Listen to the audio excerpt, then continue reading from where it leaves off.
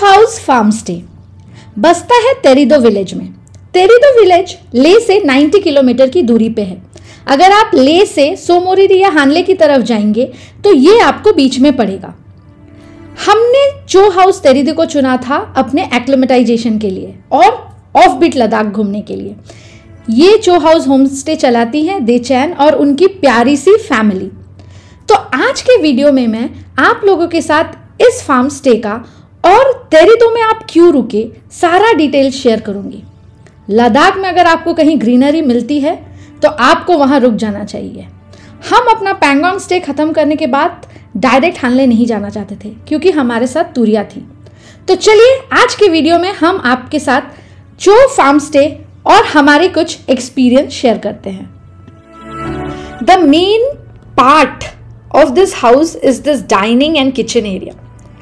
इतना सुंदर सजाया हुआ है और साथ में यहाँ जो आपको सुबह से रात तक खाना परोसा जाएगा उसकी यादें एंड उसका टेस्ट आप अपने लाइफ में कभी नहीं भूलेंगे।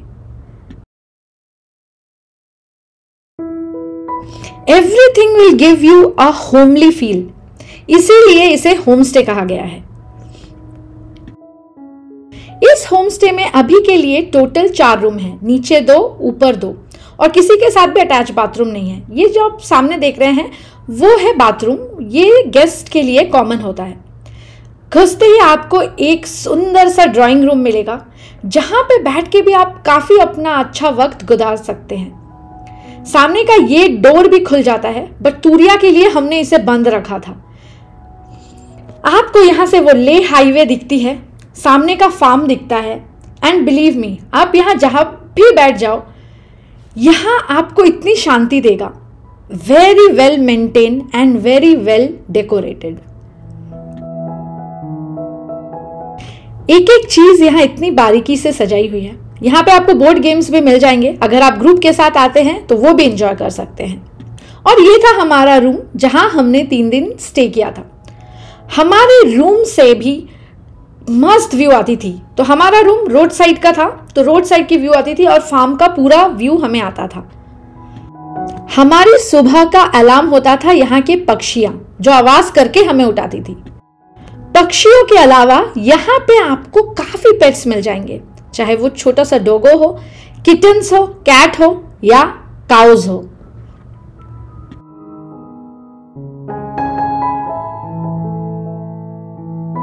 द बेस्ट पार्ट वाज तुरिया एक फार्म स्टे में रह रही थी और उसे फार्म एनिमल्स क्या क्या होते हैं अब याद रखने में कोई भी दिक्कत नहीं होगी।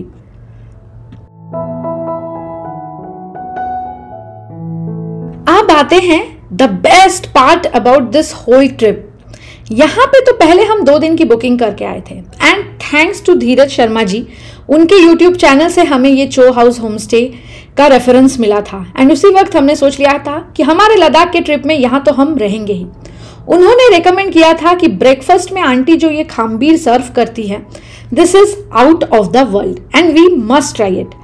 हमें तो ये इतना अच्छा लगा कि हमारे 3 दिन के स्टे में हमने खामबीर से ही अपना ब्रेकफास्ट किया। खामबीर एक्चुअली लद्दाखी लोकल डिश है जो एक रोटी की तरह बनती है, बहुत फ्लफी, बट देचैन और आंटी ने इसमें अपना आइडिया लगा के होम ग्रोन जो इनके वेजिटेबल्स है लाइक लेटस हो गया, टोमेटोज, क्यूकम्बर डाल के एंड ये मस्टर्ड की चटनी के साथ, वाह क्या बनाया है।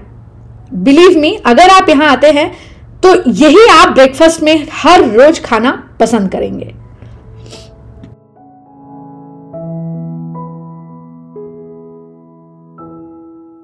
अब आ रहा है और एक रिकमेंडेड फूड। जी हाँ, धीरज शर्मा जी के वीडियो में हमने ये खाना भी देख लिया था। जी हम बिल्कुल पूरा रिसर्च करके गए थे एंड ये है लद्दाखी पुलाव, आंटी के हाथ का बना हुआ।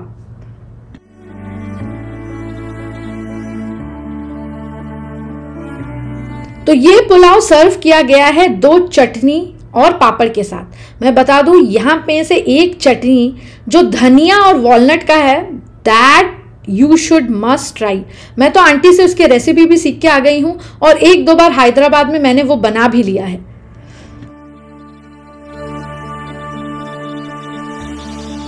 में क्या क्या डाला है? इसमें डाला, पहले तो हमने वो खड़ा मसाला थोड़ा फ्राई किया। हाँ हाँ। फिर ओनियन फ्राई किया, ओनियन डाला, फिर ओनियन ब्राउन होने के बाद खड़ा मसाला डाल के फिर मिलाया। हाँ। उसके बाद ये मटर है ना? हाँ मटर है, हाँ लोकल मटर है। हाँ अच्छा। वही फिर गाजर काट के डाला, फिर बाद में ओनियन फ्राइड ऑनियन ना, फिर वो घी डाला। हाँ सरसों ऑयल थोड़ा डाला, उसके बाद घी। इसको लद्दाखी में पुलाव ही बोलते कि कोई और ना? पुलाव ही बोलते हैं ना। और ये चटनी भी इसके साथ है ना? हाँ, ये तो अखरोट का बना है। ये भी अखरोट का। हाँ। और ये जो काला मटर है अंकल ने मेरे को खेत में दिखाया है। हाँ वही है, यहाँ पे खेत में काला मटर लगा वहाँ लगाया ना, वहाँ पे काला मटर लगाया। Thank you aunty. आप लद्दाख में हो, रात में ठंड का समय, ये बारले का सूप और ये मोकमोक, जी हाँ हमारा मोमो, ये मशरूम मोमो का बाहर का जो आउटर है वो बना हुआ है व्हीट से, और साथ में हमारी बहुत सारी बातचीत, हमारा कल्चर और अंकल लोगों का कल्चर एक्सचेंज करना ऑन द डिनर टेबल। वैसे तो हम 2 दिन की बुकिंग करके आए थे, पर एक दिन हमने और एक्सटेंड करा था। उस दिन हमें लंच में मिला याखनी एग, राइस, एक भाजी और मसूर की दाल। सुनने में आपको सिंपल लग रहा होगा, बट लद्दाख के इस वेदर में एंड यहाँ बैठ के जब आप इसे खाते हो ना, आंटी के हाथ का जवाब नहीं। By the time we took dinner, Dichan was back. Last 2 days वो नहीं थी, वो ले में थी, तो उनके हाथ का भी कुछ जायका हमने टेस्ट किया।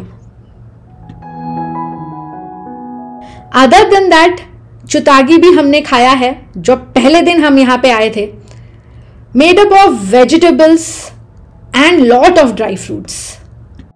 बताओ टाइम क्या हो रहा है? 12 और हम पी रहे मिंट टी। आंटी को बोला पेट फुल है, तो आंटी ने मिंट टी पकड़ा दिया कि डाइजेस्ट करो फिर। ये है कैमोमाइल टी। वैसे तो कैमोमाइल आंटी के गार्डन में बहुत है, जो सितंबर के टाइम में मैक्सिमम होती है, बट हम तो गए थे जून एंड, तो हमें आंटी के पास जो भी था आंटी ने हमें टेस्ट करवाया। एंड जी हाँ, ये है वो कैमोमाइल प्लांट। यहाँ पे जो भी आते हैं कैमोमाइल टी पीना बहुत प्रेफर करते हैं, क्योंकि वो आपके बॉडी को एक रेस्ट देता है जो आपको हाई ऑल्टीट्यूड में चाहिए। उसके साथ भी हमने लगभग काफी तरह के टी ट्राई किए हैं। ये हो गया चो हाउस के बारे में। अगर आप मुझसे पूछे कि और वहां पे आप क्या क्या कर सकते हो, तो चो house is like a Hamlet, you know. उस गांव में शायद ही 4-5 घर हैं एंड चो हाउस बिल्कुल इंदस नदी के सामने है। तो मैं आपको कहूंगी, अगर आप यहाँ आ रहे हैं तो इंदस नदी के सामने भी कुछ वक्त जरूर बिताएं। बहुत मजे का लगता है, कूल ब्रीज, यहाँ से माउंटेन्स इतने वास्ट दिखते हैं। ये ले हानले हाईवे में आपको दिखेंगे काफी गाड़ी चलते हुए, एंड स्पेशली इंदस नदी बहती हुई। हम यहाँ 2 दिन शाम को आए थे। पहले दिन पानी कुछ कम था, बट दूसरे दिन हमने देखा पानी थोड़ा बढ़ गया। इसे कहते हैं एक्चुअल ऑफबीट जगह, एंड थैंकफुली कि हमने तेरिदो को चुना था। अब आपको बताएंगे कि हम अपना समय कैसे गुजारते थे। सुबह होते ही नीचे आओ, आंटी देती थी टी। दोपहर होते होते तो 2 टाइप की टी हम पी चुके होते थे, आइदर कावा, मिल्क टी, मिंट टी, और तूरिया लेती थी यहाँ का फार्म फ्रेश मिल्क।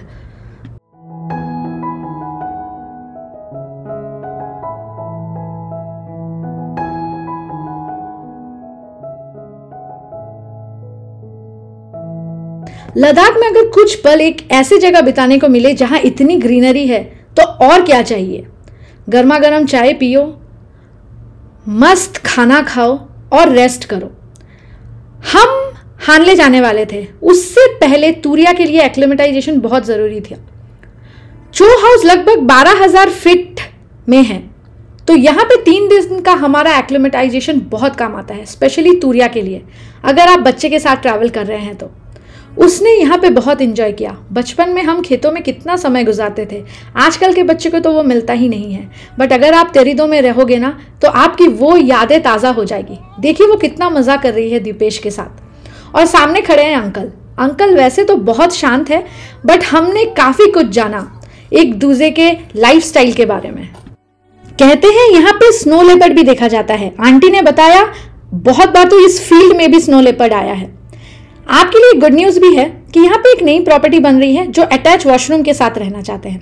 टैरिफ की बात करूं तो 1500 से 2000 तक पर person including breakfast and dinner मिलता है। लंच का एक्स्ट्रा चार्जेस होता है, बट मैं कहूंगी कि आप दीचान से कनेक्ट करें फॉर सीजनल रेट्स।